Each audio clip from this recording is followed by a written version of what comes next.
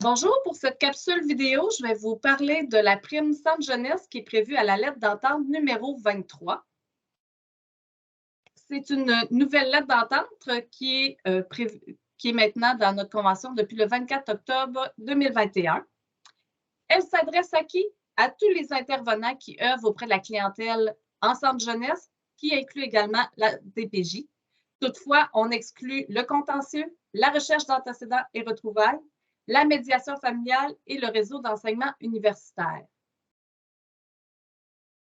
Donc, on parle d'une prime récurrente de 4 du salaire. Ça va inclure ceux qui ont la rémunération additionnelle prévue à l'annexe D, ainsi que la prime de responsabilité.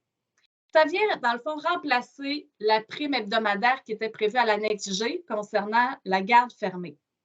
Toutefois, on maintient quand même les congés mobiles, qui est au nombre de 5. Ça vient aussi remplacer les montants forfaitaires de la prime TGC, qui était prévue à la lettre d'entente numéro 18.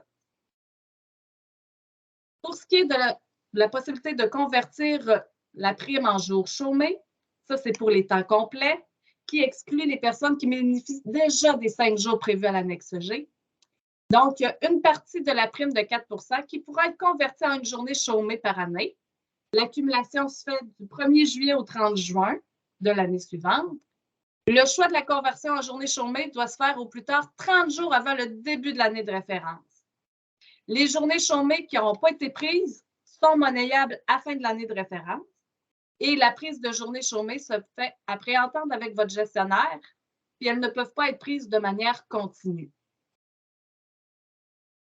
Il y a aussi une prime de 3 donc qui est en plus de la prime de 4 Elle débute le 24 octobre 2021 et va prendre fin au 30 septembre 2023. Donc, c'est une prime non récurrente de 3 de votre salaire de base qui inclura, s'il y a lieu, la rémunération additionnelle prévue à l'annexe D ainsi que la prime de responsabilité. Ça va s'adresser à qui cette prime de 3 pour toutes les personnes qui œuvrent dans les secteurs suivants, soit le secteur de la réception et du traitement des signalements, le secteur de l'accueil, évaluation et orientation et le secteur de l'application des mesures.